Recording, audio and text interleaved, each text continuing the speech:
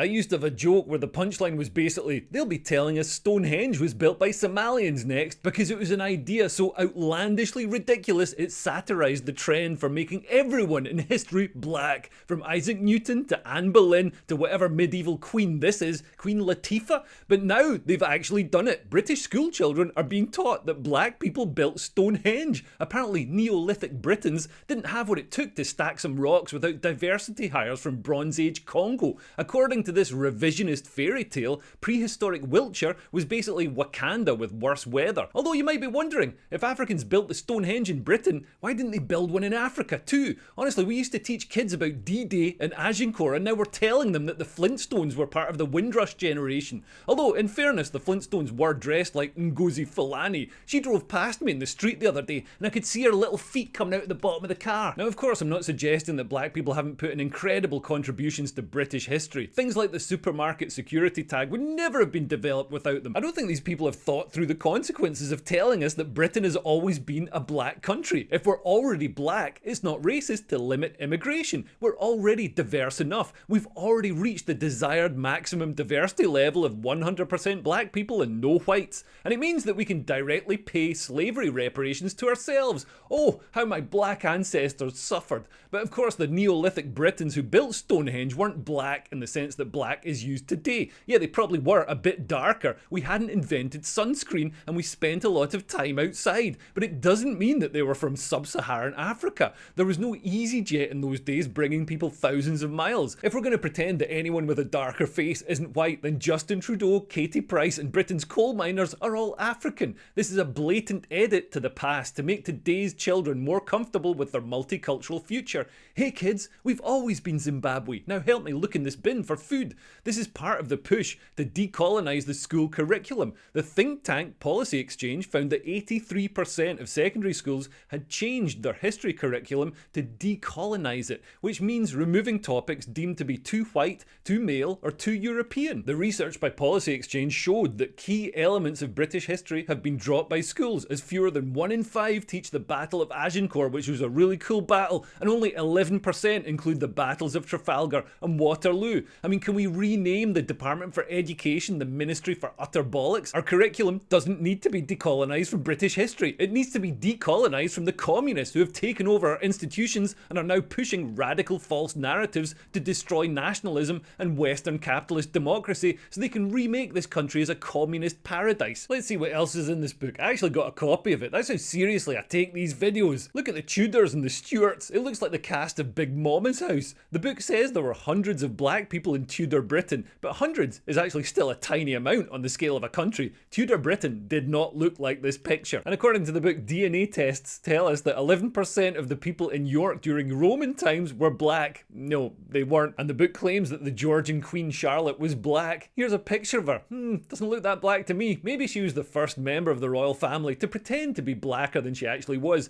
She was the Georgian era's Meghan Markle. And the book includes a statement about George Floyd's death, who they say was murdered by a white policeman. Apparently, this is a British historical event. And the book pushes the idea that wealth from Africa and India was stolen by Britain. This isn't true. The British Empire generated wealth by investing and developing these places. Communists don't understand that wealth is created. They think wealth is just finite. It just exists and has to be sliced up evenly and apportioned, and if anyone gets wealthy, then that means someone else isn't getting their fair share. Wealth isn't a zero-sum game. When one person gets rich, it usually means that they're making other people rich as well. And look at Zimbabwe, now that it isn't colonised and Britain isn't stealing its wealth. Is it wealthier now that it gets to keep all the wealth? And for all the talk of Britain being evil, Britain was the first country to abolish slavery. We passed the law abolishing it in 1807, and over the next few decades, 17,000 British sailors died enforcing the abolition of slavery and freeing slaves, and we spent £20 billion in today's money ending it. But hey, don't thank us or anything. Man, I wish I could go back in time and say, you know what, don't bother.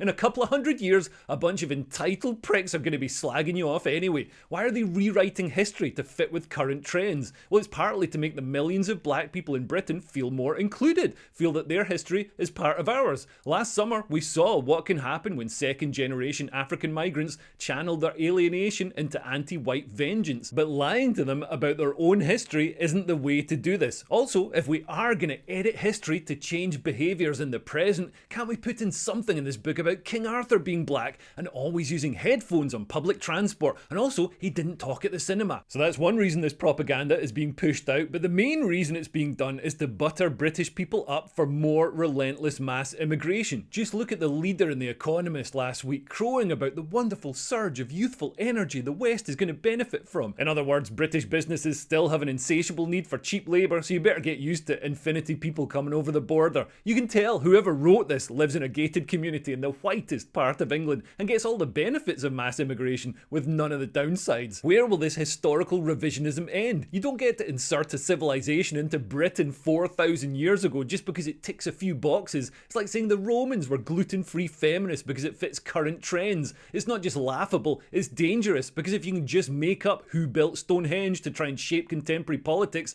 what else is fair game? Maybe next term the kids will learn that Henry VIII was a vegan, or Genghis Khan was asexual, or Churchill was actually a climate activist who stormed Normandy to stop climate change. This isn't education, it's indoctrination with crayons. It's teaching kids that truth is racist and fantasy is fine if it makes you feel more included. And if anyone dares question it, congratulations, you're now officially far right, a bigot, and possibly a time-travelling coloniser. It's not just about helping black kids feel empowered, it's about erasing anything remotely British and replacing it with this fantasy League of Extraordinary Minorities where no white person ever invented, built or discovered anything without cultural appropriation or oppression. You want black history? Teach it. Teach them about the Mali Empire, the Kingdom of Kush, the real achievements. Don't airbrush reality just to make a white liberal feel less colonial when they buy quinoa. And don't teach kids the falsehood that Britain has always been a black country. Black immigration to Britain only really started in any significant numbers in the 1950s when the Windrush generation of Caribbean migrants started coming to the UK. Instead of teaching that we've always been a black country, teach them about the history of the black country, the area of Midlands Britain which fueled the Industrial Revolution and delivered us the civilization and prosperity that allows us to sit around deconstructing our own history. The black country got its name from the smoke and soot from the ironworking foundries and forges that blackened buildings. And funnily enough, my mate Masai is a black guy from the black country who has a great joke about it. He says, "I told this guy I was from the black country and he thought it was a real tree."